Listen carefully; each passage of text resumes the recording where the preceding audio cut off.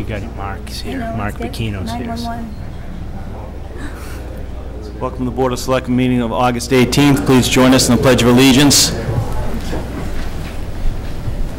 Pledge of allegiance to the flag of the United States of America and to the republic for which it stands, one nation, under God, indivisible, with liberty and justice for all.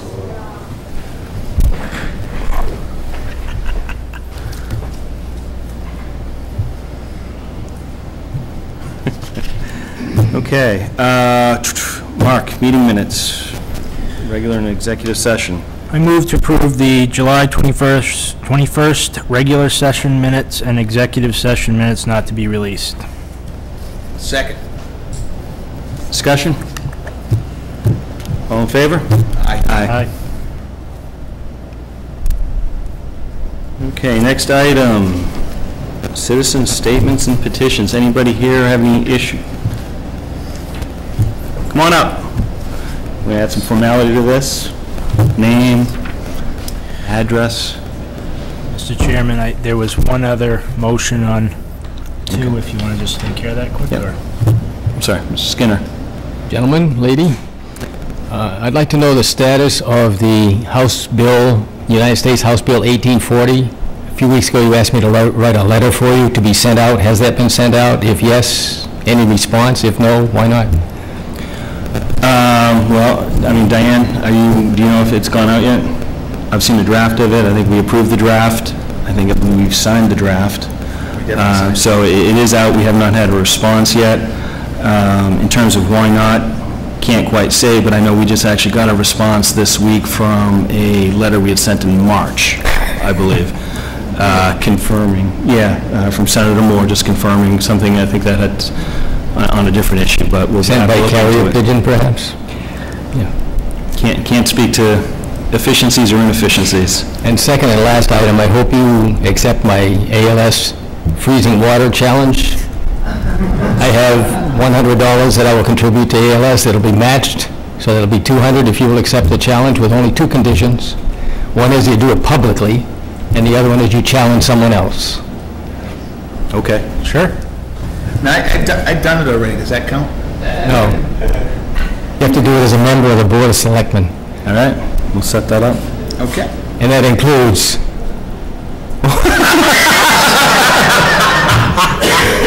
the Board of Selectmen team, and that includes... Okay. Fair enough.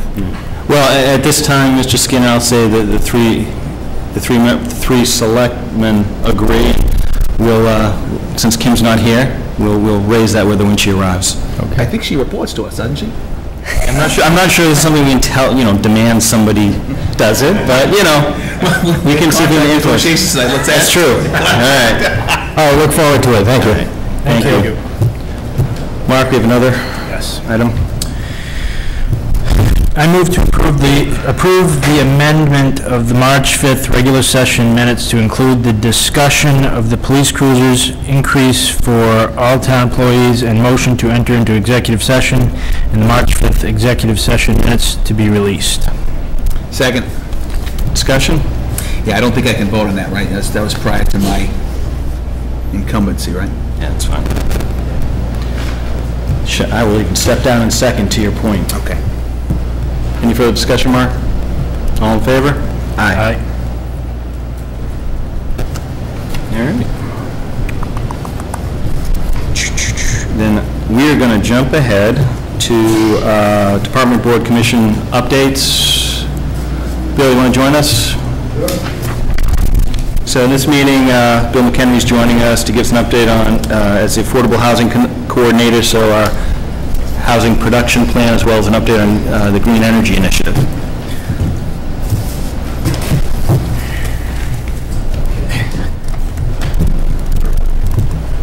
Can we start with green communities? That's We can start. a little bit more straightforward. The floor is yours, sir, wherever you want to take it. Thank you. So you'll forgive me if I read, because it'll be more succinct, and we'll get right to it. So since joining the Green Communities program a few years ago, to date we've been awarded $407,778. This year we received... I'm sorry, Bill, will you read that number one more time? Yep. 407-778. Thank you. And this year, we received a grant of $242,796. That's out of a possible $250,000, so that's pretty wonderful. And we were awarded for 4 projects. 3 of those are at Clough School, and I'll just mention them. One of them is for what's called demand control ventilation. Another one for variable speed, variable frequency drives, which basically just raise and lower the speed of drives depending on need, and some weatherization of the building. And I have to say one more time that it was pretty tough to come up with projects over there because they've done an outstanding job of taking care of business, sometimes with just very simple common sense measures that don't rely on technology, but just very conservation minded. But anyway, It was all Clough School, you said? yes, it's all Clough School. Clough being the only school that's actually that's just Mendon. If we decide to take on the regional school system later, I'm not exactly sure how that works, but I think it sort of becomes like its own entity. And then the 4th project is a HVAC system, $111,000 for a air source heat pump system, HVAC, which is wonderful because not only does it fund the HVAC system, but it allows us to upgrade to a much more efficient system that will, reduce operating expenses significantly, every single year. So this year's projects alone will save the town $24,000 each and every year just in the operating budget. We've already, even though the grants were just released and we have yet to receive any funding, there's been a lot of activity. We've had preliminary meetings with the utility company and Department of Energy Resources, and also with the Taft Library Building Committee. And interestingly enough, we're also working with with National Grid on incentives that they might offer for the rest of the renovation project, excluding what's going on with green communities. So there could be opportunities that we haven't discovered yet. I also discovered that there's a grant for technical assistance available and jumped on it, have an application in. We should know in a matter of days. This would be to fund preparation of the bidding specs because the HVAC system is over $100,000 and has to go out to public bid. So that could be thousands more that we capture. So I'm pretty excited about that. Should I pause there to ask if there's any questions? Yeah, I'm just a couple things. I mean, you may be getting to it, but one thing I'd want to understand, if we can, if it's not now, at a later date, is we had, a 5-year window to reduce our consumption by 20% as part of the program. Just curious as where we are against that objective. And just for the folks listening, walk through a little bit of the timeline of when does the window open for the next round of grants, right? Because I would like to start a discussion about looking ahead to where do we want to target as, the look back's good, but where do we think we can apply, this program going forward? I can't give you a solid number as to our progress towards the 20%, but we're well along the way. Ian could address that specifically later on. And we just have the numbers now, in the state's database for end of our fiscal year. Right. So that's probably a good time to look at it all. Yeah, and just for once again, I don't think, can you talk a little bit about including Clough? Because my first reaction was, what's that going to do to our 20%? But I think we also get some benefits in that in terms of the overall reduction based on work they've done.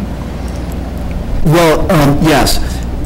Clough is a very large plant, so taking on Clough and adding it to our baseline is an important decision because, it's risky to add that much more consumption onto the baseline, so we have to be sure that we can capture at least a good share of savings at the Clough School. But fortunately for us, we can go back to our original baseline when we add to the school, so there were some measures that they had taken that we sort of automatically captured. Right. And the three projects that we're doing here are all three, really good payback.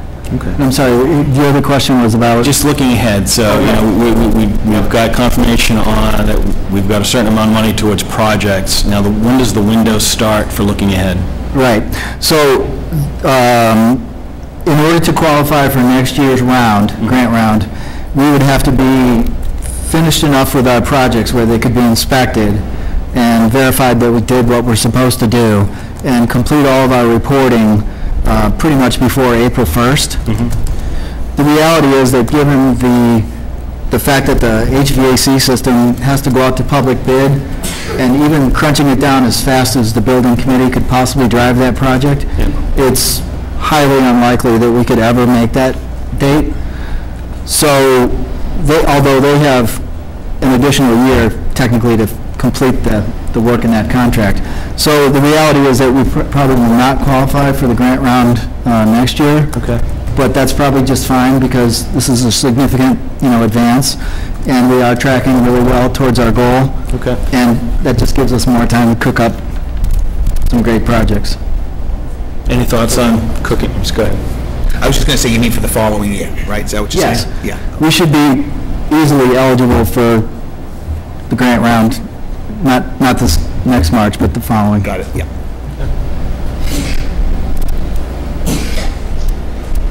Any other questions? I'm good. Thank you. Okay. So, affordable housing, and again, forgive me, I'm going to read from my notes. So, according to my job title, I would basically be focused on just affordable housing.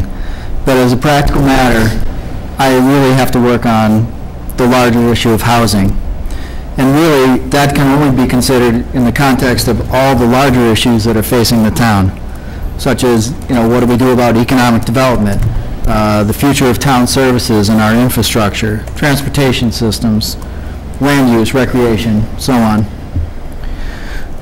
We have an opportunity right now to engage the entire community in discussion of all these areas with the development of the master plan.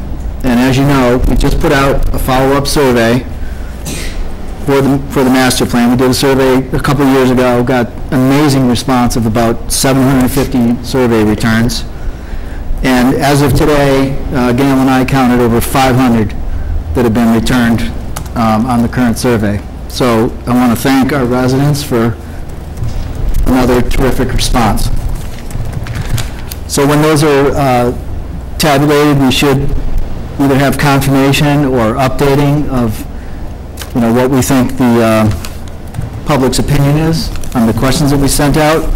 And I'm excited to be part of the master planning process because it really informs my work with housing, and the work that we have done examining housing issues in turn informs the master plan. And the master plan is still targeted for completion by this December. So on a parallel path with the development of the master plan is the development of the housing production plan. And I have to say that I consider that sort of a misnomer, because the title kind of says, okay, how much housing are you going to produce? But in fact, it's really about a housing plan or housing action plan, which may or may not involve any actual construction, but just looking at our situation. It's primarily an assessment of our housing situation and our needs, and a projection, into the future. The document has been developed in draft form, enough now to serve as a conversation starter. And I know that, Selectman Goddard has read it because we presented it to the Community Preservation Committee. And I'm sorry, excuse me, what document are we talking the about? it's a housing production plan. I can explain it more. Well, it's only been seen really at the Community Preservation Committee. I got it, okay. Hasn't come before you yet, although I'm speaking about it because I'd like to bring it to your attention. Okay. The statistics used to create this plan, this draft, are from the 2010 census and from the rolling American Community Survey data, which I used 2004 to 2007. So it's still timely and meaningful, but the clock is ticking. It's not a finished piece of work, and like the master plan, it will be updated, refined, reconsidered every several years. I'm working right now with DHCD to get some feedback from the state's perspective. And in the meantime, as I said, we presented the draft to the Community Preservation Committee for review and feedback. And I know that, Mike had some good feedback and some questions coming out of it, and that's the whole idea. It's meant to be a conversation starter and get the community talking about housing in general, what our needs are, what we face in the future. So I'll share that with you and, urge you to read it through. Just to share with you and the public, the biggest takeaway is that Mendon has a very limited options for types of housing, or what you would call housing diversity. Almost the entire housing stock is large, single-family homes. With changing demographics, like aging of the population, just for example, you can imagine that we may have needs for other types of housing, smaller dwellings, and it's definitely worth our considering what our future needs will be. So it seems apparent to me, again, that we could use some smaller dwellings. We could probably use some more rental opportunities. The vacancy rate on rentals is very low, and there are very few of them. We can use more types and sizes of housing, and really increasing the diversity of housing types builds resiliency to fluctuating economic conditions. So I find that a very compelling reason to have some flexibility in your housing stock. Just to wrap up, I'd say, housing is a very complex issue.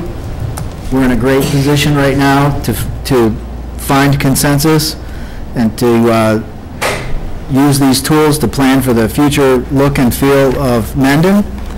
And just as the master plan provides direction and guidance for these larger areas of concern for our town, the production plan also provides guidance for policy and even on the other side for developers. And either we plan or we let others plan and make decisions for us. And specifically there I'm referring to like what you could call the threat of 40B. At the very least, we can definitely encourage development that we do want and discourage what we don't want or what we feel does not fit the town's character. And the more progress we make, the more control we actually take in our hands for that future. And I also want to mention as an aside, CMRPC is looking right now to see if they can formally develop a regional housing plan, and I'm volunteering in that effort too, which makes it sound just like the master planning process, all things in context of a larger sphere. I also wanted to share with you, Mike, you had suggested that we come up with some goals for production plan, and I'll share those with you, but just soon read them too for the public. These are in no particular order, and they're completely interrelated. A production plan provides a report on existing housing stock in the context of housing need. For example, does the housing stock match up to what is needed? It helps us determine the mix of housing types available, along with the vacancy rates. For example, are there surpluses or unmet demands for certain types or sizes of housing? It provides information on the town's current and projected population, demographics, and growth rates to determine whether current and/or projected housing gaps exist. In other words, will there be the right kind and amount of housing to serve the town's future needs? It outlines challenges to our outlines challenges to development, and as we all know, we have plenty of them. We got water, sewer, transportation, can inform zoning, limits on town services, land use, natural resources. It helps us consider housing needs and challenges vis-a-vis the town's interrelated concerns, as I had just outlined. And then we use all of the above to inform the town's master plan, use the master plan to inform the housing plan, build consensus, and set a direction and establish an action plan. Use local production plans to participate in the regional effort, as I just mentioned. Guide development in the future, as I just said, take control and encourage or discourage as we see fit. And then work with the Department of Housing and Community Development to guide and control 40Bs where possible. So that's quickly my report, and love to have your questions, and appreciate it if you can take a look at the production plan draft. So as a board, we've talked about looking for opportunities where it's sort of cross-functional in nature. I mean, I think we even talked about how this housing production plan touches many aspects, whether it's planning board, master plan. I mean, when you look at this, it's far-reaching. So we're looking for one of those areas for sort of a cross-functional approach to strategy. This might be 1,000%. right. So it's in its draft stages right now, but I think it's probably going back through. It's going to be revised based on the survey results. Yeah, it's one of those 80-20 things right now. I mean, a lot has gone into it. It's definitely a conversation starter. I think it needs to be, shared now. How much work has been done so far? Maybe you're saying you haven't got there yet, to build consensus with the planning board. Well, personally, I feel like we're just at the beginning of having a discussion about housing, really. Okay. I mean, it's not something that's really been addressed. I don't feel any, going around town and interviewing different, constituent groups, I do feel like there's some fairly obvious, common values and opinions. But that's, pretty much anecdotal. I almost think this is an output and a parallel track to some of the other work going on. So when you think about the village overlay district and some of that planning, that potentially impacts this. This production plan could be the output from a lot of other different conversations going on. So to your point, I think it's one of those places where it can start to be that touchstone to start, working more collaborative across committees and boards. Right. Yeah, I just think we've got to probably, speed that one up a little bit, only because of the village district. They're planning to bring that forth in November, right? And there's definitely... Speed what up, please? Speed up. The discussion. Well, speed of the discussion, because they're planning to go to the town with that in November, right? So Music to my ears. right. So any consensus building that's got to happen, and there's lots of verbiage in there about garden apartments. Yep. There was some stuff about affordable housing they took out, Right. because they wanted to avoid that as a debate. But anyway, I just think now's the time. Is all I'm saying. Right. Yeah. And that's why Bill's joining us tonight. Yep. You sparked some thought there, but it flittered away. So I do have another question, if I might. Please. So when I first, in May, when I first got, voted in for Selectmen, Mrs. Lowell very wisely rushed to me a copy of a book called The Economic Aspects of Historical Districts, right? Because that's what's important. So I guess my question to you would be, is there some kind of a primer or some kind of a summary, some kind of a quickly, easily digestible, something that we could read that would give us a basis of kind of like the major topics and what others are doing, so we have an idea when you come back and forth to us what you're talking about? Yeah, my first... Not that I can understand what you said, but just it would... Right. My first, wise guy comment would be, I sure wish I had discovered that when I started this. Okay. Because, unfortunately, doesn't exist. As a newcomer to the, everybody goes through this pretty, steep learning curve to try to figure out what the heck is going on. And unfortunately, every town is doing the same thing.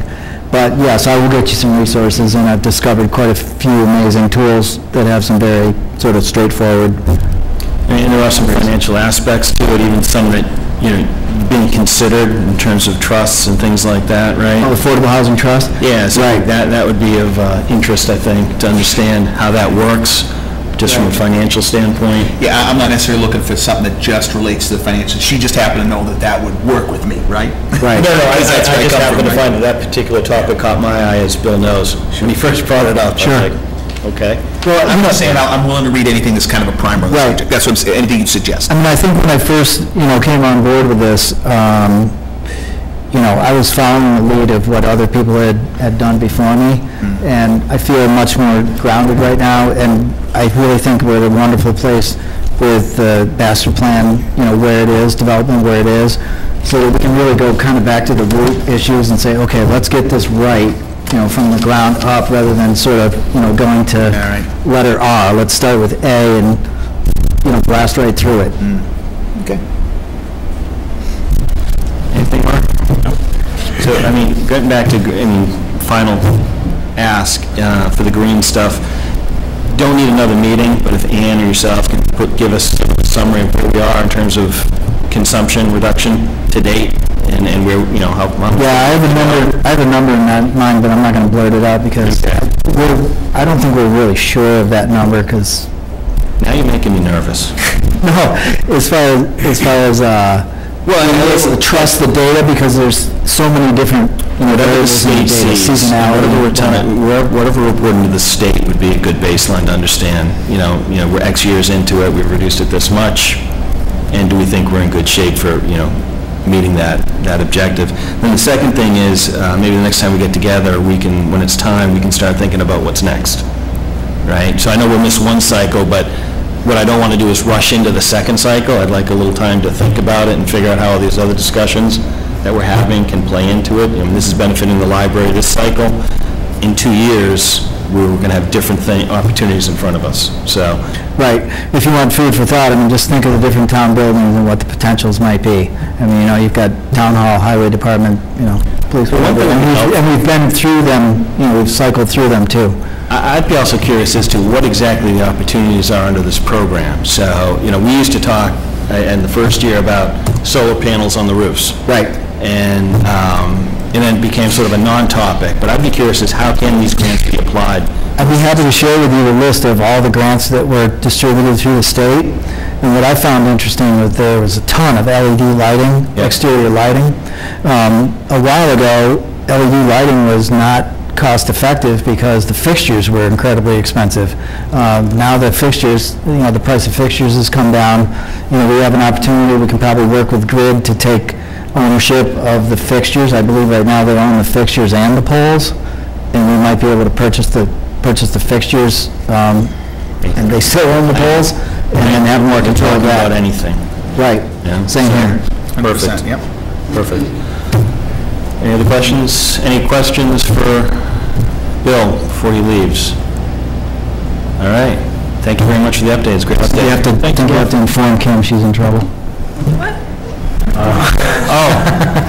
Yeah. We'll let her know. Yeah. We'll close on that note. Very ominous. Okay. Just for the sake, we have a lot of folks here. So what I'd like to do, if it's okay with everybody, is jump to those portions of the agenda that have people here to speak to us. Everybody good with that? Mm-hmm. Okay, then I'm going to jump ahead to discussing Spectra Energy's request for work in Colonial Drive. Feel free to come on up and join us here.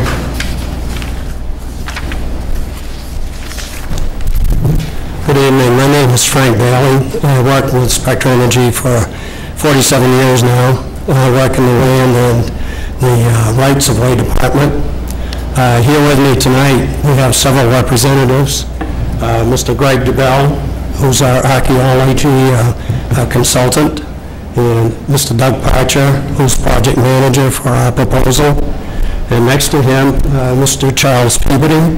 He's a senior consultant, corrosion consultant.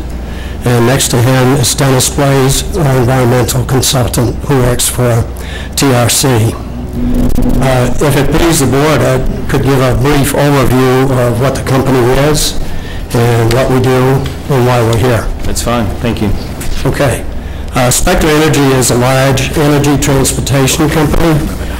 We have over 22,000 miles of gas pipelines, high-pressure natural gas interstate pipelines, and we also have crude oil lines, and one of our Canadian affiliates has a large distribution company near Ottawa, Ontario, and we also are involved in midstream in production.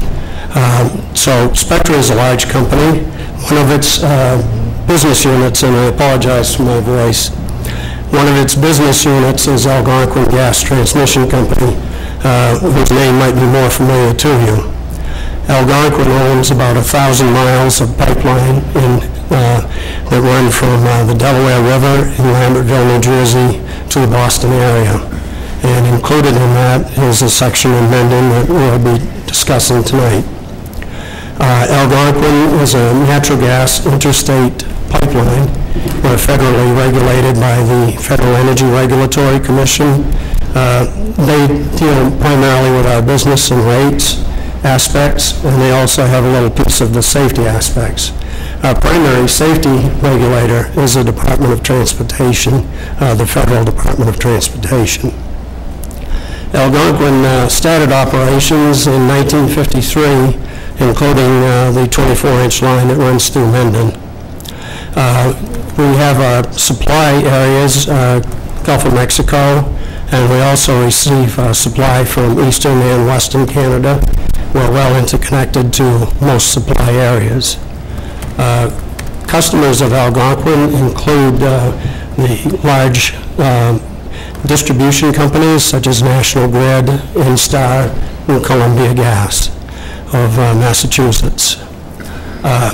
Also, we supply power, natural gas to power plants. So that's our primary business, is natural gas transportation and interstate commerce. As I mentioned before, part of our jurisdictional responsibility is safety, and we report to the Department of Transportation. And as I mentioned earlier, where we have facilities that were installed back in 1953, we have a safety and requirement to make sure that we protect those pipelines to make sure that they're safe to operate. And part of that is a corrosion protection system. We have a couple of experts here tonight if you have specific questions about corrosion implementation and how it works. One of the reasons that we first contacted the board back last fall was that we wanted to find out, well, let me back up a step. Part of our responsibility to DOT is to study the effectiveness of our corrosion systems throughout our pipeline system. And we found that there was a deficiency in this particular area in Mendon. So with that in mind, we had to do some preliminary studies, and that's what we approached the board for last fall. And we received permission in December to do some soils resistivity tests in the area. Now, we did find, after those tests were conducted, that the area is very suitable around Colonial Drive to install a cathodic protection system. I'm sorry, what protection? The area around Colonial Drive was found to be suitable to install a cathodic protection system. Cathodic. Essentially what it is, we impress a current on the pipeline, and I'll let our experts explain it more if you need to know more, but it prevents the pipeline from corroding.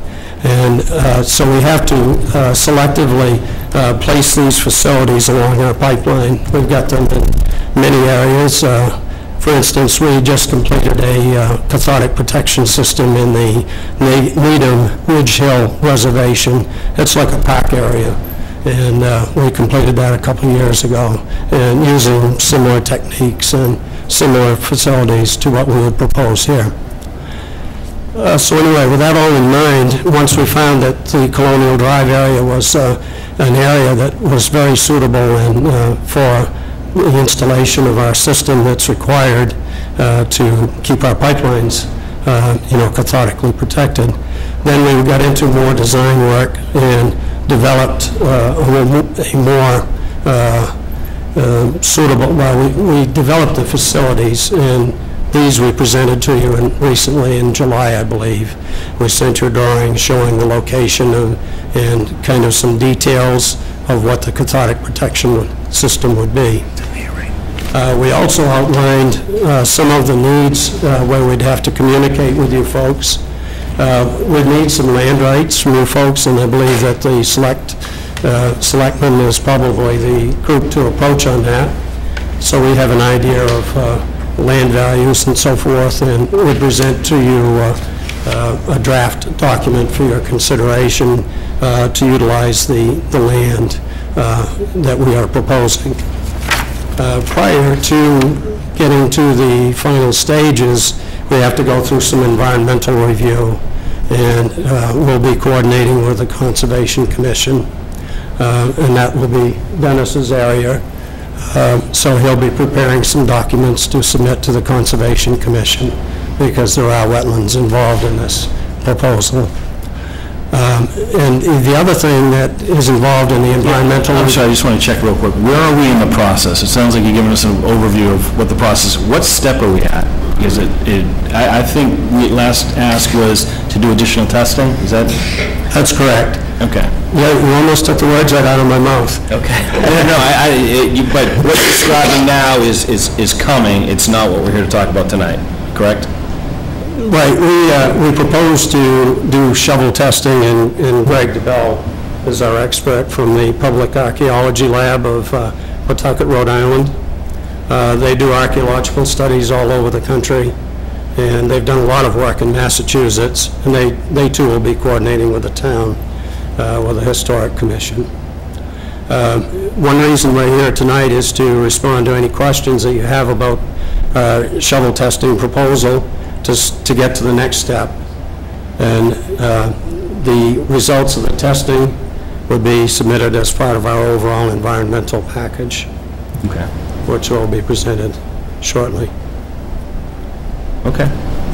So, I mean, I think it was, without anybody here when it was presented to us, it was more of just a question, what is shovel testing? How's that process work, I think? And what was the hurry? And what was the hurry? So, I'm not sure. Let me answer the last question first. Okay. The hurry is that, as I mentioned before, we're under the jurisdiction of the Department of Transportation, and it's been discovered that there's a deficiency in our cathodic protection in this particular area. So we are in kind of a hurry to complete all of the necessary prerequisite work, the environmental work, including shovel testing, which Greg will be glad to address any questions that you have. So we'd like to get all of this information compiled and start discussion with the town on easement rights, if that's appropriate. And then our goal is to try to have something installed by the end of the year, preferably this fall sometime. I got a bunch of questions. Thank you. With that, I'll let Greg go with the second. Do you want an overview, or would you like to ask some questions, Rich? No, I'd like to ask a question. All right, I'm going to give the floor to Mr. Schofield. So if I understand everything correctly, then you already have a gas delivery pipeline in place that's delivering gas to where you need it to go. So this work won't increase your ability to deliver gas. You're just trying to correct at least a perceived or a problem with whatever your current route is. It's not a question with the route.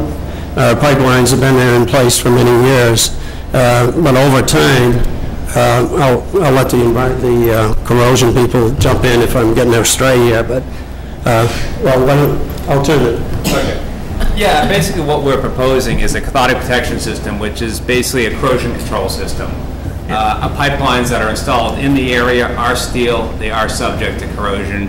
As Frank was saying earlier, we are under federal regulation to maintain a certain level of cathodic protection on our pipelines.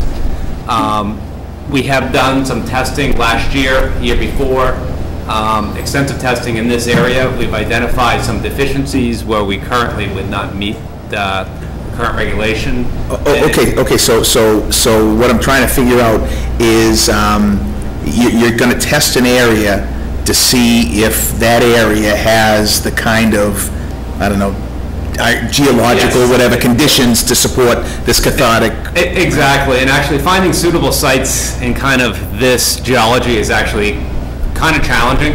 Okay. Because it is an electrical process, so what we want is a low-resistance soil that will actually... Okay, so I'm sorry to interrupt you, but I'm actually not interested in that. Let me get to what I'm trying to determine. What I'm just trying to determine is the pipe is somewhere now. Yes. And it's going to go somewhere else. No, it's going to be exactly where it is now. Okay, so that's what I was trying to clarify. Okay, so if it's, why would you need new easements to have it exactly where it is now? So it's a cathodic protection system. Not to bore you, but to make it quick. When you install a cathodic protection system, it's an electrical process. Analogy I like to use is throwing a rock into a river. If you put it next to the bank, you're going to get a big splash over a small area. What we want to do is put it remotely from the pipe to allow that current to affect a larger area of the pipeline. All right, got it. So you got it. So the pipe stays where it is. Maybe you replace pipe. Who knows? It doesn't matter. That doesn't even matter. But This is a supplemental system. yeah, right. Okay, and wherever you put this, it's going to go somewhere distant from where the pipe is now, where you don't already have easement rights. Exactly. Got it. Exactly. Okay. That clears up a lot for me. Good. Thank you. Good. Now, any further questions? For the moment. All right. Shall we talk, shovel testing?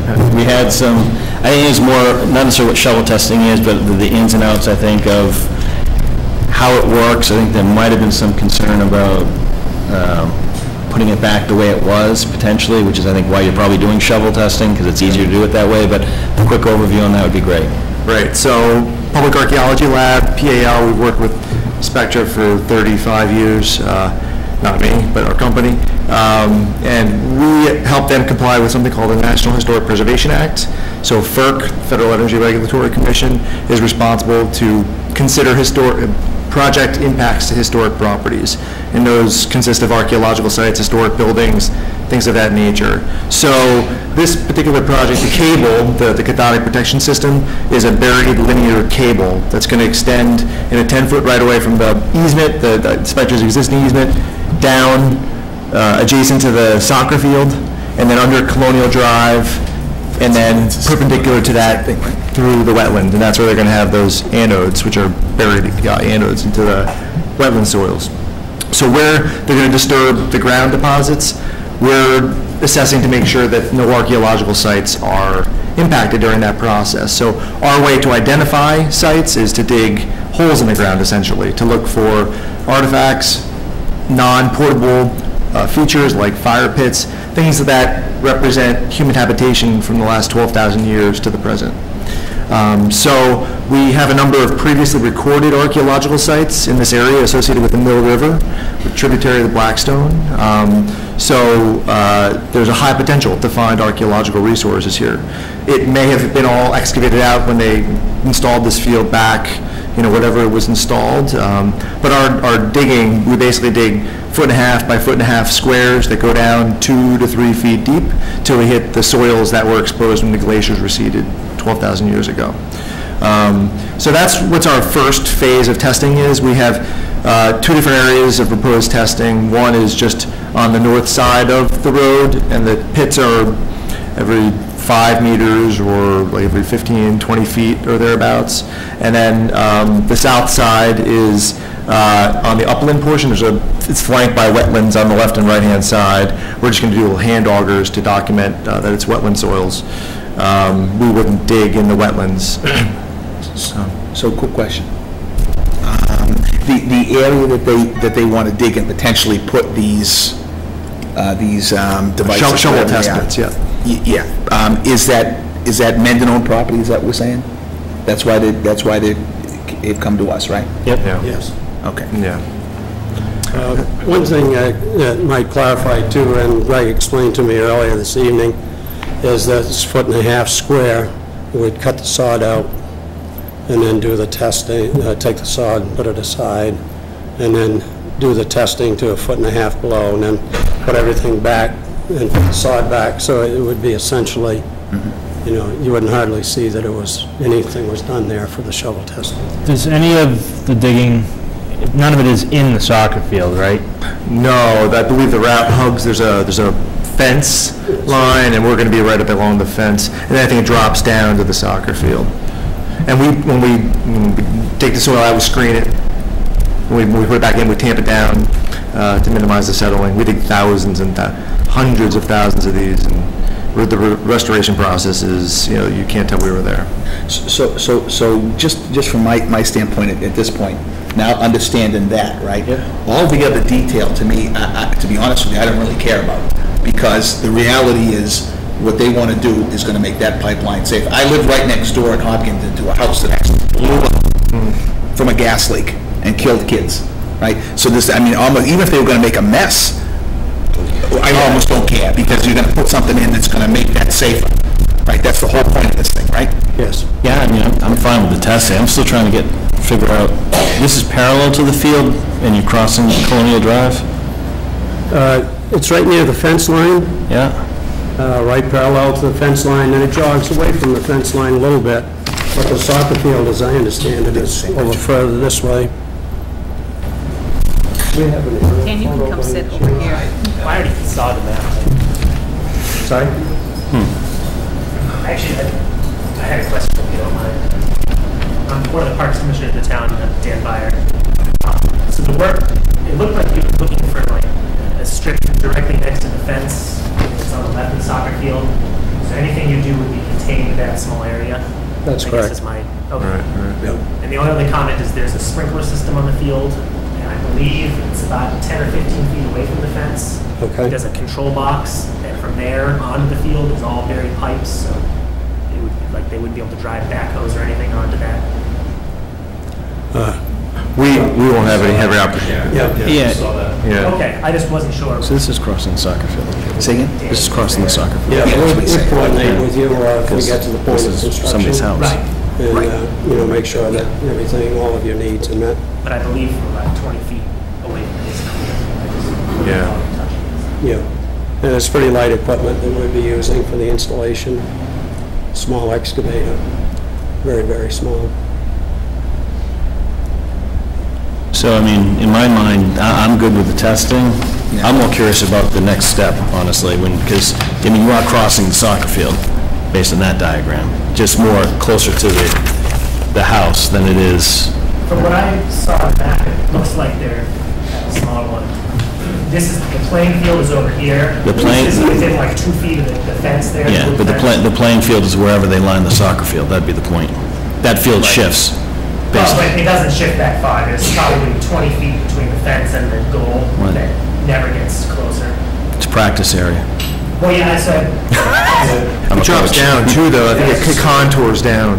With our design, Anyway, we try to that's stay as far away for as another we day. possibly could. Yep. Without, we didn't want to tear up the turf either. with the work, you at any point would it stop games from taking place in that field? It's fine. Well, but I think that's the next step, right? Let's do the testing, and then there'll be, aside from what it does to the field, there's going to be more discussion about easements and land. Right.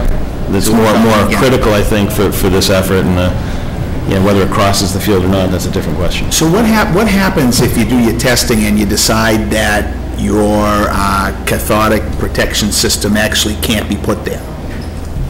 Well, I think that we've determined that, the cathodic protection facility is feasible in that area, and then the question is to get the cable from the pipeline to the cathodic bed.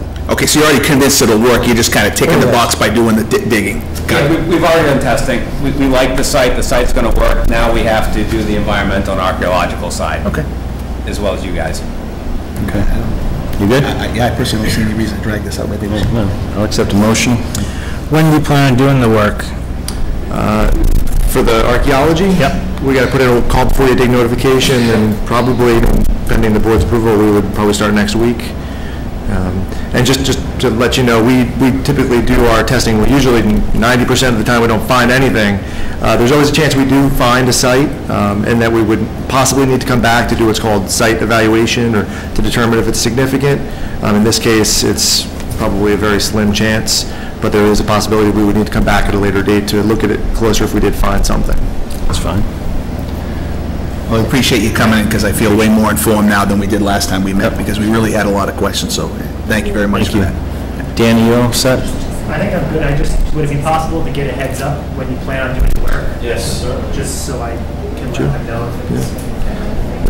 Yeah, we can give you like before and after photos too, to make sure it's restored. Just make All sure. right. you get it. Absolutely. Okay, great. I'll give that to our project manager, Mr. Parcher.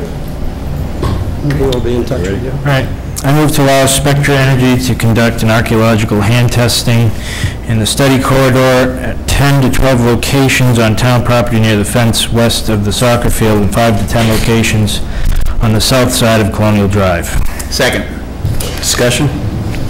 All in favor? Aye. Aye. Thank you very much. Appreciate it. Thanks.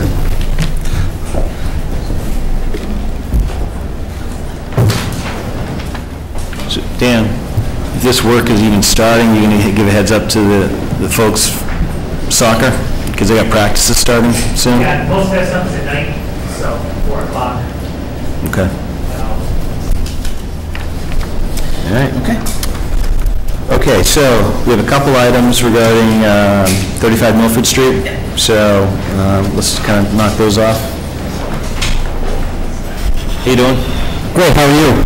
Good. So there are two items to discuss. One is granting a permit for Fiesta Shows Carnival, September 25th and 28th, and then a special license application for Steve Eulis on September 6th. So, Mr. Chairman, I'd like the little guy to answer our question.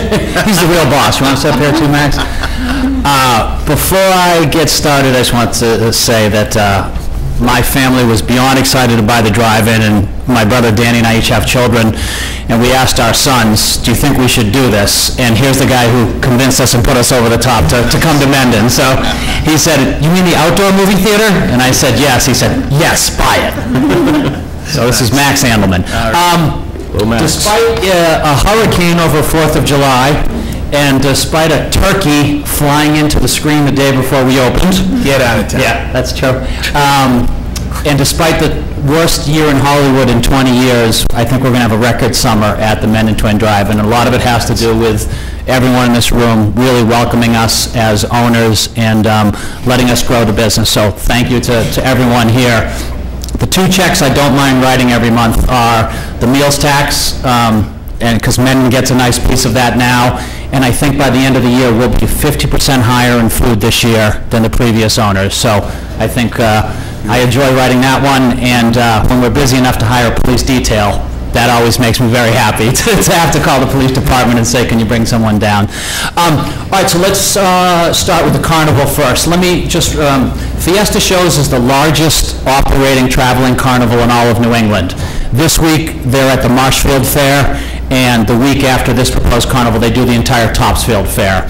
For a long time, they've been trying to come to this area, and they never found a proper site in any of the surrounding towns around here. So when we bought the property, I walked them through, and all of their stuff is in Topsfield 2 weeks afterwards. It fits into their date, and this could be something annual that we do in town for the next 100 years. So Fiesta says the carnival would be Thursday through Sunday, September 25th through September 28th, 5 p.m. to 10 p.m. on Thursday, 5 to 11 Friday, 1 to 11 Saturday, and 1 to 9 on Sunday. It will consist of 18 to 21 amusement rides, 8 to 14 amusement games, 4 to 6 food booths, and in conjunction, they're looking to book additional entertainment such as magic or music. So I would be renting the property out to Fiesta Shows, and they would work with you as far, now they've done this in 100 different towns this year, so they would work for you as far as permitting, as far as health, as far as police inspections, anything you want to do. They're a terrific company. I've known the owners, the Dean family, for a long time, and we certainly will be there every day, the Andelman family will, to see it going on, but Fiesta Shows knows what they're doing. So that's what we're looking to do with that, and I can answer any questions on that event. Just one quick thing for me. So at the end of the day, I think you kind of answered it there, but I just want to be crystal clear. So at the end of the day, your organization is still accountable and responsible for whatever's going on, right? So you'd be there to supervise and keep an eye on things? We are, and I have a big insurance policy on the property. Fiesta Shows takes out their own insurance wherever they go, and they would be the operators on that property during the carnival. I am renting it out to them. I am closing my food I am closing everything for that week, except bathrooms, of course, would be open. We're not running movies. They'll run our ticket booth. It'll be their employees. We will be there to oversee the whole thing because we have a vested interest in making sure that, they have to take out the poles for those 4 days. That's right. So they have to do certain things to the property, because we're going to open up this year for October for the first time ever.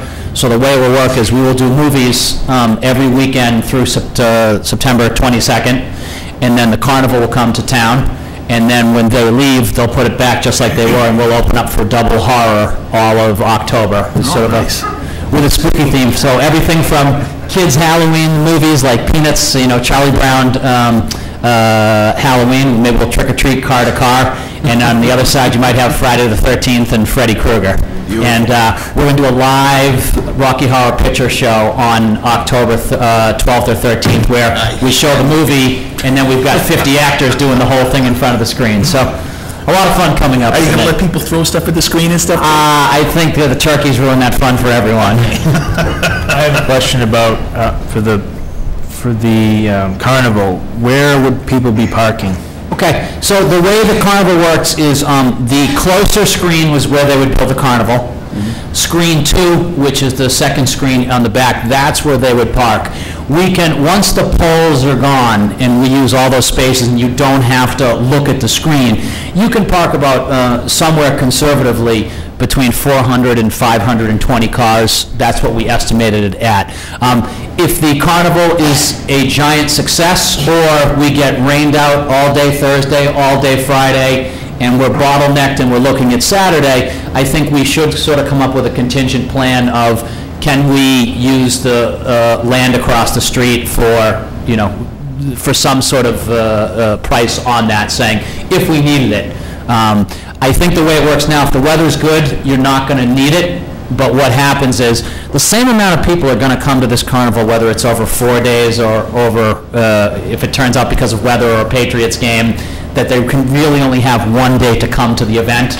So, and that I think it would behoove everyone in the room to say, okay, as a special event, to give another incentive for Fiesta to want to come here, could we do some cars across the street? Of course, hiring all the necessary police detail. I mean, public safety is number one before anything. Now, again, that would be you doing that, or would that be them doing that? You're going to deal, I'm going to be the facilitator here. Any deal that Fiesta Shows does has to be with the town of Mendon. That includes pulling the permit, that includes health, that includes fire safety, all of that. Fiesta Shows comes to a town, and they do this 200-300 times a year in different towns. So they're terrific to work with, and they come in with everything. And it's not like I'm just going away. We'll be here through the whole thing. Any questions? I'm good now. Good. I have none. Mark? And representatives from Fiesta, they're setting up Marshfield today. That's their big event for the year. But anytime next week, if they want to come by and talk to anyone in this room to answer any questions, they're more than happy to come by. Great. Okay, I move to allow E.J. Dean of Fiesta Shows and Mike Landelman, Fat Brothers LLC, to hold a carnival at the Mendon Twin Drive-In, 35 Milford Street, on Thursday, September 25th, from 5 p.m. to 10:30 p.m., Friday, September 26th, from 5 p.m. to 11 p.m., Saturday, September 27th, from 1 p.m. to 11 p.m., and on Sunday, September 28th, from 1 p.m. to 9 p.m., pending return of positive routing slips and an adequate certificate of liability insurance. Second. Discussion? All in favor? Aye. Aye. One down. Well done. Thanks, Max. Okay, so the second item is a over 21 event on September 6th. We held a Jimmy Buffett simulcast concert in June, and I think it was a big hit. We sold a lot of tickets to it, and we did it as a 21-plus event. When we originally applied for beer and wine, which we've been doing in our beer garden this summer, it was, again, we were worried that alcohol was being consumed on the property, inside cars, and underage drinking. And the best way to solve that was to have it legally sold in one area where families could go in together, and it would discourage people from trying to bring their own alcohol. And I think that's really worked. For Jimmy Buffett, we didn't want to then be irresponsible and have people tailgating next to their car or drinking in their car. So we made it a 21-plus only event. And I think it worked out terrific. I think we hired 5 police details for the night, somewhere in that area, and I think it went pretty smoothly. And so we're working with radio station WAAF, and we're going to do the 4 greatest man movies of all time on Saturday, September 6th. Little sneak preview, it won't be announced till tomorrow. It'll be Godfather and Goodfellas on one screen, and Die Hard and The Terminator on another screen. Now, that I like. And so we'll show those 4 movies. We'd like to make it a 21-plus event like we did for Jimmy Buffett. We'll bring in a few additional foods, some barbecue. I think the Landau brothers from TC Lando's are going to do steak and cheese subs. We're going to have a cigar rolling class. And so we're just going to make it into a fun night. And I think it's something we'll bring people to Mendon who regularly don't come here. They'll buy gas. They'll go to restaurants. They'll have a good time. WAF is going to be the sponsor of it. And those are the 4 movies that we would play. And don't worry, we'll announce soon that Friday night will be ladies' night. So we're going to do the 4 best female-friendly movies of all time. That possibly be. What would you? I can't wait to see what you pick. Godfather 2. There you go. Yeah. So that's what we would like to do. We'd like to do the same thing we did for Jimmy Buffett, which would be have alcohol all over the property. And again, I think we'll hire as many details as the police chief recommends that we hire, because public safety is number one. And this is a crowd that is going to have a few beers when they're there. And again, I want to discourage anyone who's underage. You know, everyone gets at these events. We ID on the way in, and then we wristband you before you can buy a drink as well. So we've got a big system in place, and if you don't have ID, you can't come in, and if you don't have a wristband, you can't order a beer. For Jimmy Buffett, we still averaged a beer or less per person inside the event. So that's what we're looking to do. I think as we do more events on the property, we're just trying to make this a year-round facility. And in September, when life slows down and kids go back to school and the drive-in doesn't do a lot of business, or October, we're just trying to add attractions that will continue to fill this place up for the months that it really wasn't busy in the past years. We want to make it not just July. Yep. Fair enough. Questions? I'm good. Accept a motion? Move to grant special license pursuant to Chapter 138, Section 14, to Steve Eulis for the sale of wines and malt beverages only on September 6th, 2014, from 4 p.m. to 1 a.m. September 7th. Alcohol may be delivered on September 5th and picked up on September 7th, pending receipt of positive routing slips. Second. Discussion? All in favor? Aye. Aye. Thank you, everyone. Thank you. All right. Good night. Okay, I have, do we have a motion to appoint Bill McHenry, Green Communities Program Manager? Yes, we do. Yes, we do. You read very well. Thank you. It's the Mendon Upton school system that helped me with that.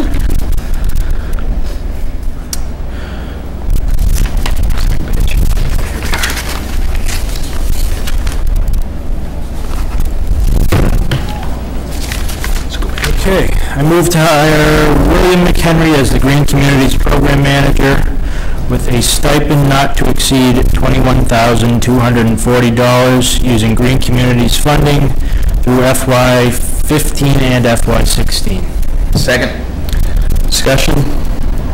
All in favor? Aye.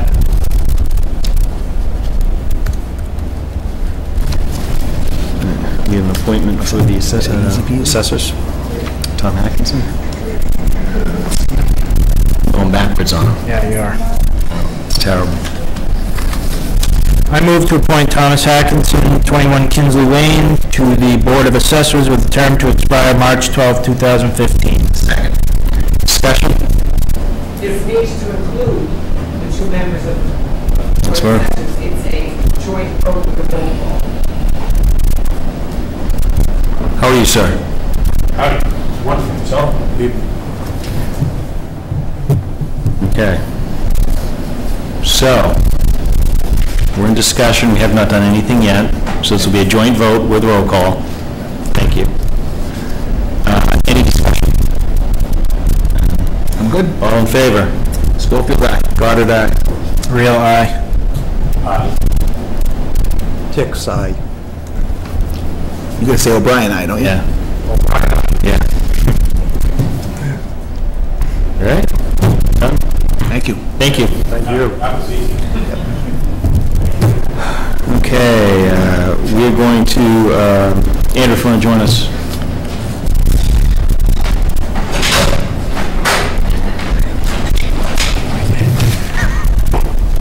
How are you? Good, how are you? Good.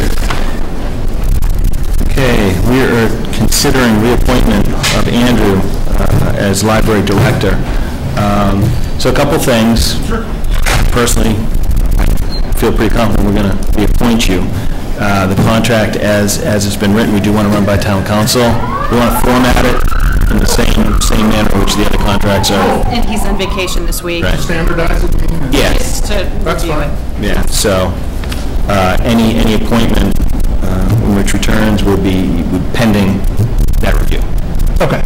Most likely we'll put it on the next agenda, and then we're actually scheduled to hear about the library in September, so you'll be seeing Andrew again to talk about fall programming at the library and to give you the overview, so you'll be seeing him quite a bit in the next few Right, weeks. having said that, if it's all right with you, because I don't think this is really going to impact anything, maybe we want to table this till next week's meeting? Does that That's seem- fine, and if, Yeah, when is it, next week? it's the 25th, and if you can't attend, that's fine. Mostly this will just be, But if there's language changes, then it will be a document that we'd want you to sign again. Sure. But I think the, run by the Board of Trustees. So if there is an issue, it might take longer than a week, so. I believe that the trustees will be meeting the first Wednesday of September.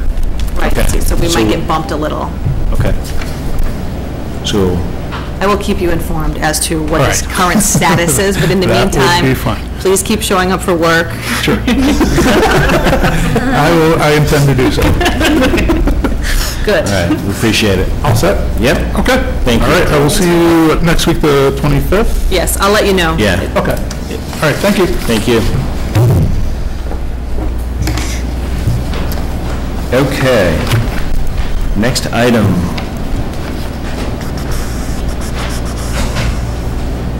We'll consider signing a contract for the Mendon Permanent Firefighters Union. Local 4936.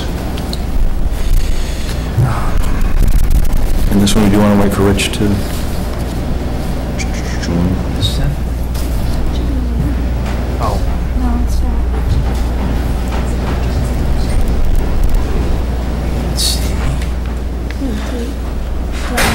Oh, Diane. But That's all right. down here. You have to add it.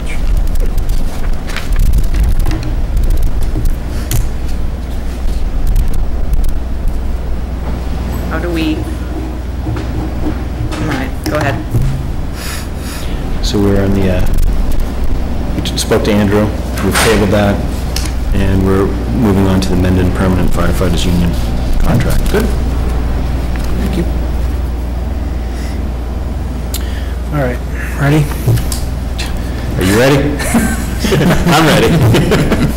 I move to sign the contract with the Mendon Permanent Firefighters Union, Local 4936, IAFF, dated July 1st, 2014 to June 30th, 2015. Second. Discussion. All in favor? Aye. Aye. Aye.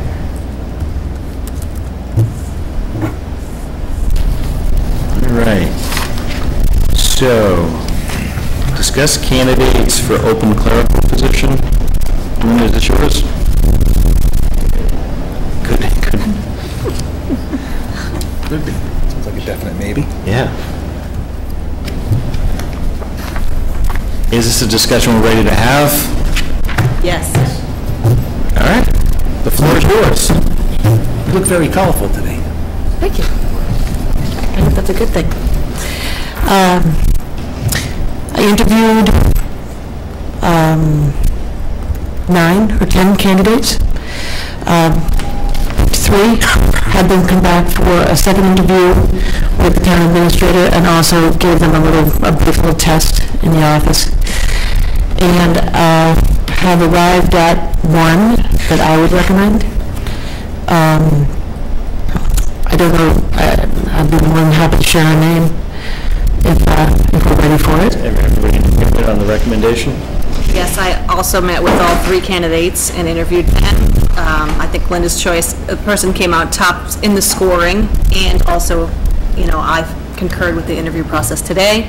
I think pending successful completion of a background check, she could be appointed to the position tonight.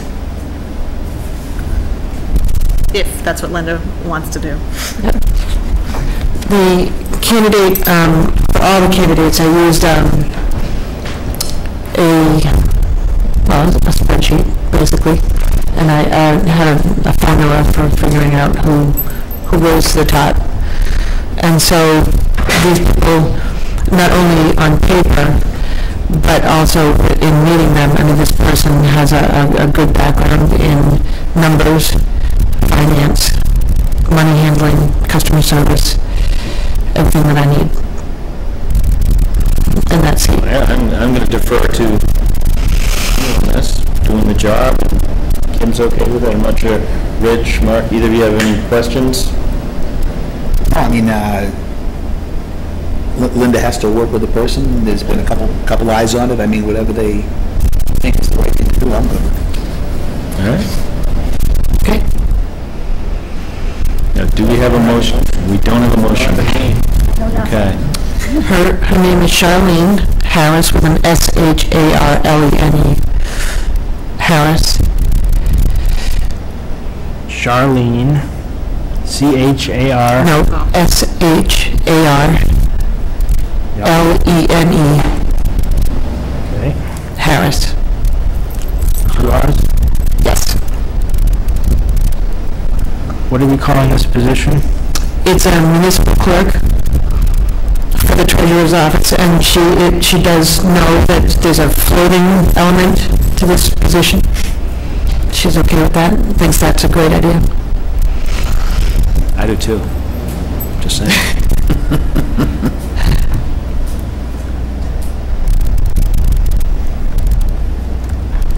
And I believe the grade and step is a 3-3.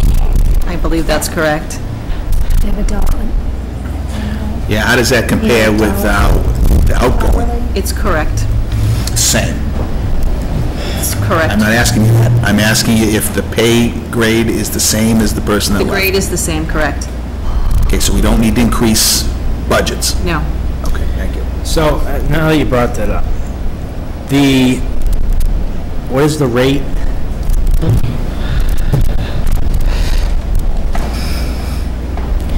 General. Oh, I can, It was 18.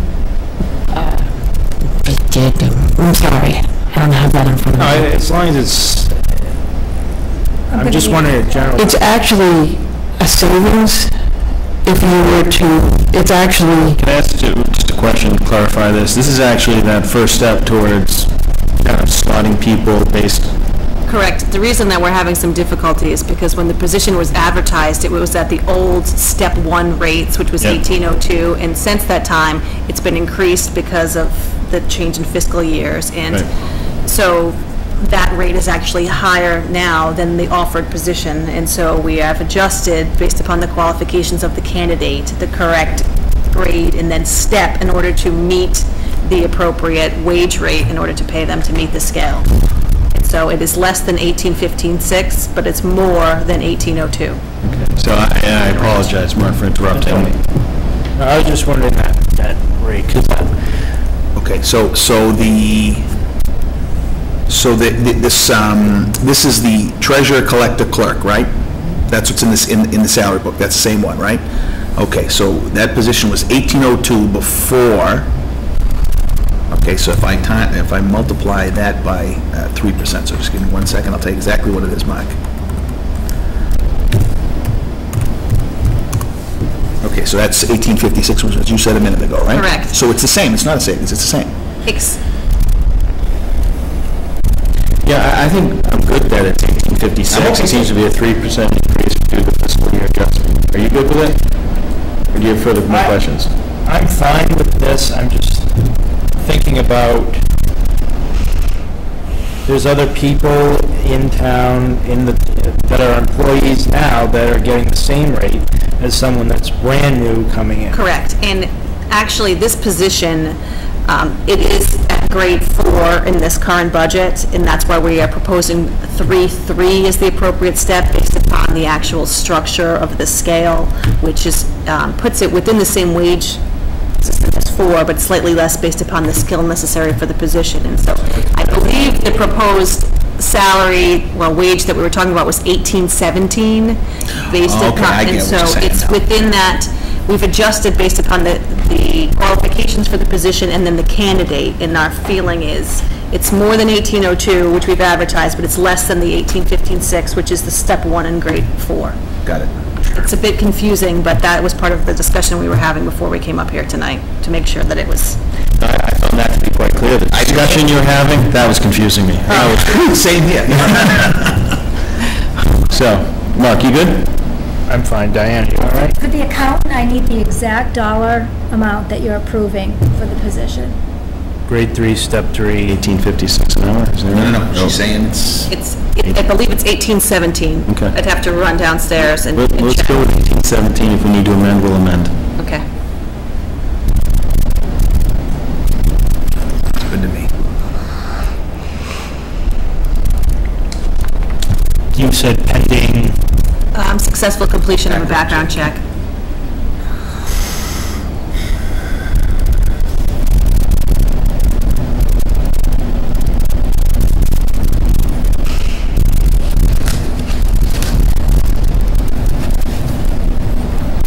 I move to appoint Charlene Harris to the municipal clerk position in the treasurer's office at grade 3, step 3, $18.17 per hour, pending successful completion of background check. Second. Discussion? According to this, 18. Should I amend that? No? Okay. All in favor? Aye. Aye. Thank you. Thank you. I actually just want to jump back. The firefighter contract requires not just our signatures. So, gentlemen, if you want to come on up. My apologies. I jumped to the next topic. As I was signing it, I said, oh, here we go. Sorry about that. So ready for next week when we look at it. Try to get on the agenda. Get my house going. I think it's a space for the carry over.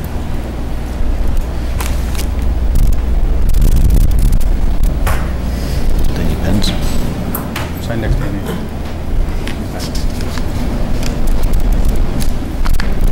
As we're doing this, question, Dan, do you have anything you'd like to discuss with us after this? Okay.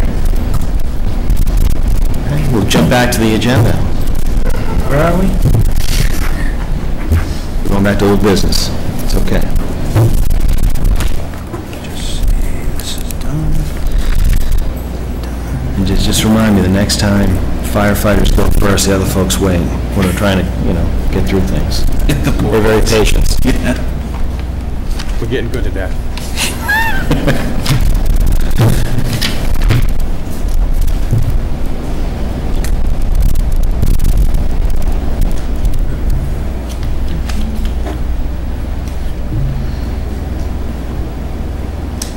totally messed up your system, didn't I? Sorry, I won't do that again. At least this I know is done.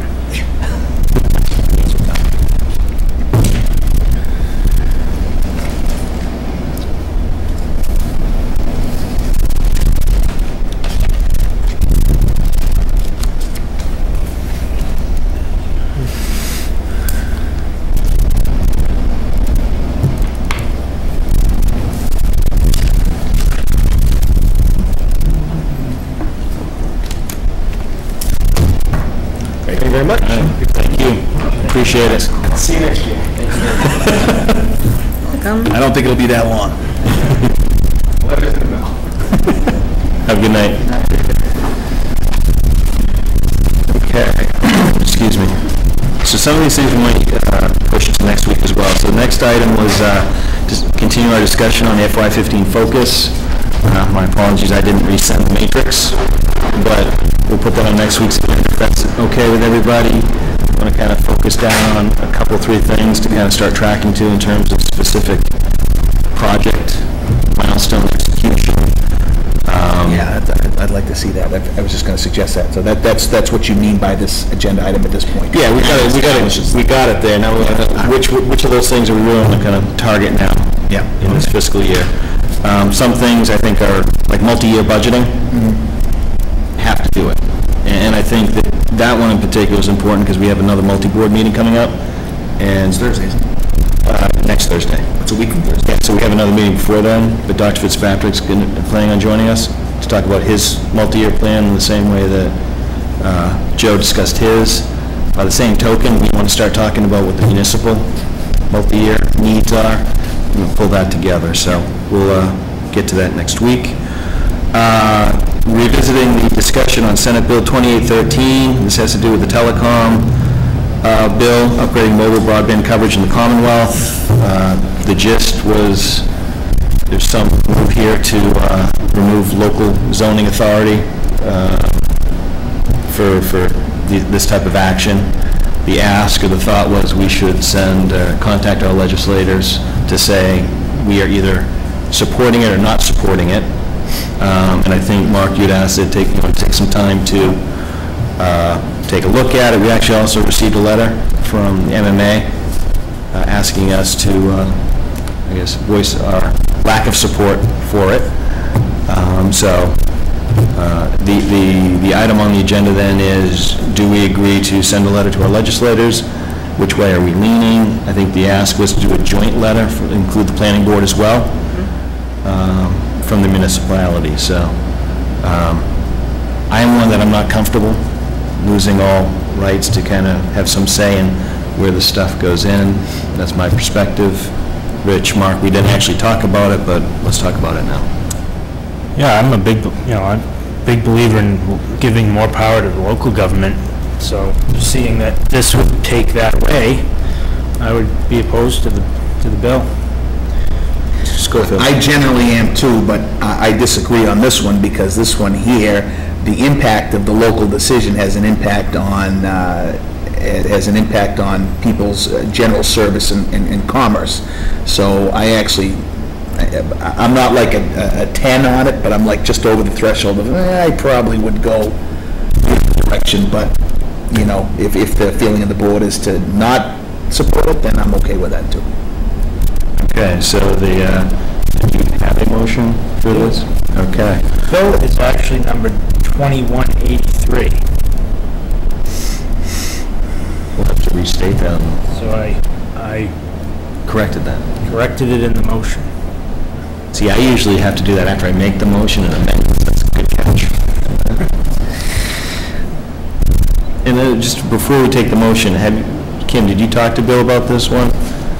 We did. He said they obviously planning would be in support of something like this. I'm more thinking of, it's a little late in the season to be talking still about it. I think something has already occurred. I'm trying to remember. At my last meeting with MMA, there was discussion about this. So has it already been brought? And that I don't think it was going anywhere in the session. And so I'm just wondering if we're a little late, but it's part of our correspondence this week from MMA, so they're looking for something from us Right, and so it just made me think about where are we actually at with this. Well, let's put it this way, I'd be comfortable, Kim, if this thing is dead in the water and we don't need to send anything, that's fine, but if it's still an active discussion, if the motion passes, we send something along. Right, I'm good with that. I move to oppose Senate Bill 2183, an act upgrading mobile broadband coverage in the Commonwealth. Second. Discussion? All in favor? Aye. Aye. All right. Next item, schedule the November special town meeting. So we did receive an outline. We have two things. One is more of the strategic view of what a timeline looks like for any town meeting. Rich, I think you sent that around. But then specific to this November, I think Diane did send us an outline of what that starts to look like with dates. So that folks get a chance to look at this. And what this would be is we're looking to open the warrant tonight. I'm okay with the timeline as it was stated. So I will accept a motion to open the warrant, and we can talk through the dates as well. So moved. So we're good for this November 5th date? Oh, you got actual written motion. Yes. Yes? Yes. I move to open the special town meeting warrant for November 5th, 2014. Second. Discussion. All in favor? Aye. Aye. Aye. So just in a quick review of the dates, November 5th would be the meeting. The town crier, publishing dates, October 17th. We're going to close the warrant tentatively right now on September 11th. Send it to town council for review on the 15th. We'll have our initial review on the 22nd. We just want to make sure that Bob can turn that around in a week's time. And then on the 29th, we would meet to sign that warrant. And subsequently posted by the 22nd of October.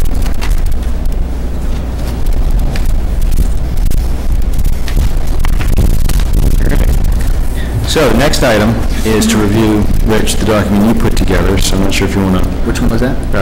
I think it's review the town meeting timeline. Oh, okay, yeah. So I don't know if you want to... Just trying to pull it up, but I mean, I don't know that there's much to discuss and debate. I mean, it was just informational, right? So I did, Diane gave me a little bit of information. I think I made a couple of adjustments based on her input, and yeah, and so as a reference guidance, I think it's accurate. Yeah. And it's a living document, so if we've got questions, we can always revisit. Okay? I'm fine with that. All right. Next item, discuss appointing members of the 350th Anniversary Committee. Okay, so... The floor is yours, sir. Thank you. Thank you. So as you can see, I'm sporting some facial hair because I got inducted into the Mendon Brothers of the Brush on last Tuesday and joined their meeting. And actually, we sat and watched an entire 90-minute video on the 325th. Believe it or not, all the different activities and everything are right on there.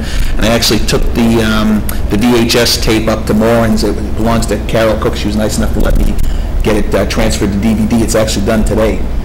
So we'll have it digitally, we could share it, right? But anyway, so what's my major point here? So it was, like I mentioned last time, I was unclear. I didn't know that the Mendon Brothers of the Brush were originally formed to celebrate the anniversary of the founding of Mendon. So they are definitely very interested in being a primary party in driving a lot of these activities, right? So I called, so one of the things they were concerned about was the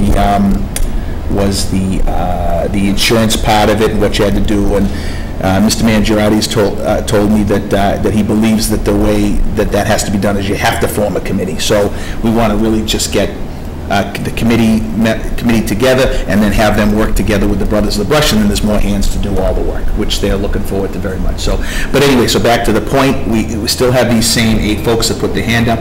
I did not get a chance to send them out a tickler to get them to submit a letter of interest yet, because we need that right before we can consider them on, right? So I guess what I'm saying is we're not quite ready yet still, so I need a little bit more time to send out a tickler to get them to do that.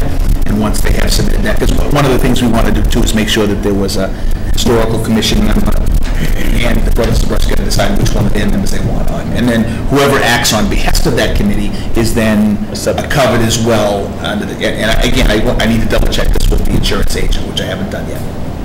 So we're not quite ready, is what I'm saying.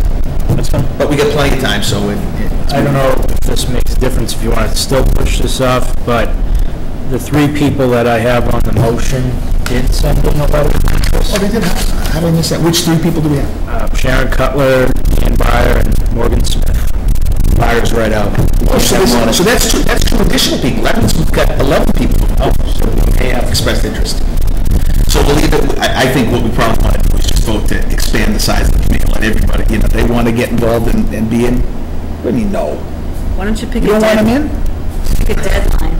We can advertise it a little bit more in the paper and then have everybody get their letters in time. Yeah, that's probably good too, yeah. Sort of let's pick September 1st or something, and then It sounds good to me, yeah. so you can review them, and then we can invite those people to the second meeting is, well, one of these, September 22nd, maybe. We could invite them to come and Kick it off. sounds take a good. picture, Okay. So do we want to just pick a date? Then that'll make it easier when I send out an email to the folks. I can say, well, we're going to please send it by blah, blah, blah time or whatever. I would, right, you want to give them at least a week until kids going back to school, right? So give them a couple days into September, so whatever that Friday is, would be good. Or the following Monday. For me. Okay. September. Calendar. Should we also include the expectation that we'll wrap it up on the 22nd of that Right, meeting? invite them, invite 22nd of interested what, people to the September? meeting. September? Right, and Yeah, they it can sounds be good, appointed yeah. that night, and then, Okay, I like that, yeah. Good. Okay, done. All right, so in by the, what was the date we said? 8th. In by the 8th, and then 22nd. Meeting on the 22nd. right, we'll send them letters acknowledging we've got them, and then invite them to come to this meeting, Perfect. and, Excellent. it's not mandatory, obviously, to make it to the meeting, but. Okay. Anything else on, and Dan, I was only kidding, as you know. You're more than welcome to participate. It's not an option. I would be disappointed if he didn't. All right, next item, Mark, state primary warrant. I move to sign the September 9th state primary warrant. Second. Discussion. All in favor? Aye.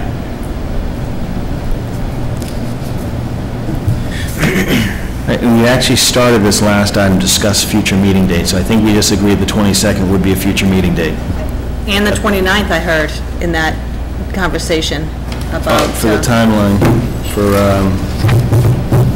And Rich, there is a game on the 29th, Monday, just, Long as we're not meeting on November 2nd. what game is the 29th? AC. They'll be in Kansas City. Home game? No.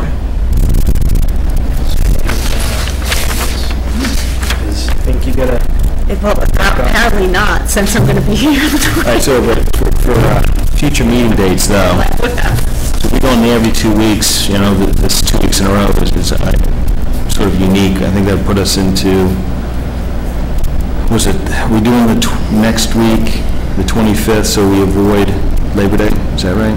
Well, Mr. Pearson is going to have another property he wanted to bring before you. On the 25th? On the 25th. Right.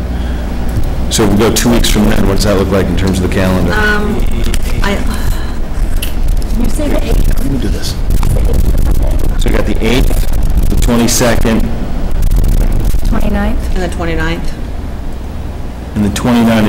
Is that solid based on that timeline? Can we not move on? It's got to be signed no later than the 29th. All right, so 29th might be optional if we sign on the 22nd. Big if.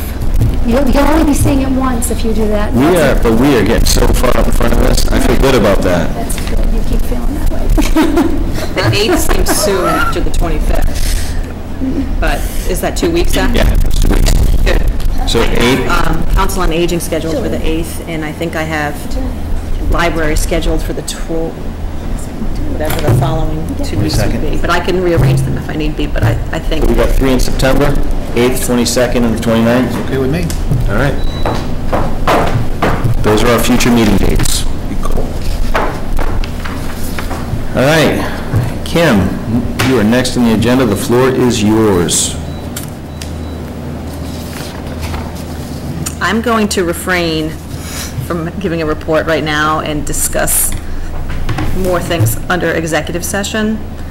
I have an item that we have to add if we're able under executive session for real estate negotiations.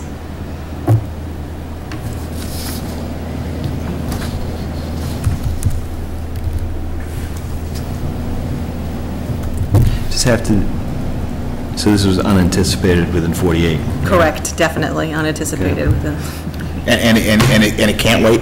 It should not wait. I need direction from the board. Okay. And actually, while we're on this topic, I actually have a problem with having one of the things that are on executive session on executive session. I think that the issue on her contract, what we're actually discussing, I don't think needs to be an executive session discussion. No, it should be.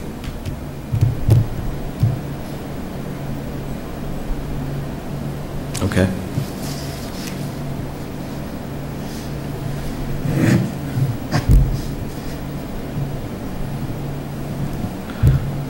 Wording on the real estate, just conduct strategy in relation.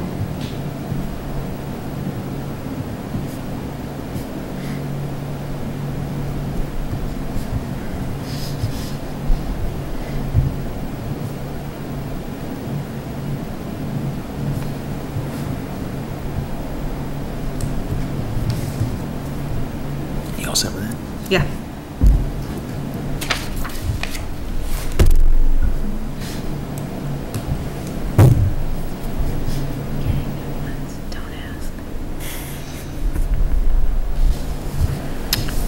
Okay. So, I move to enter into executive session under Mass General Law, Chapter 38, Section 21, to conduct a strategy session with respect to collective bargaining with the Town Hall Union, Mass Coalition of Police, AFL-CIO, Local 188, Mendon Police Civilian Employees Union, and Mendon Permanent Firefighters Union, as an open discussion may have detrimental effect on the bargaining position of the Selectmen, and I so declare. Also to conduct contract negotiations with Linda Hawks. Also to conduct strategy in relation to real estate transaction, as it might also have detrimental effect on the bargaining position of the Selectmen. Second? Schofield, aye? Oh, we're voting? Yeah, well, discussion. Oh, I have no I was discussion. just, sorry, you have no discussion. I had a pause because I'm used to, Oh. it's my fault. There's another part. We'll can reconvene only to adjourn. A roll call vote is needed. Second. Schofield, aye. Goddard, aye. Real eye. All right. Thank you.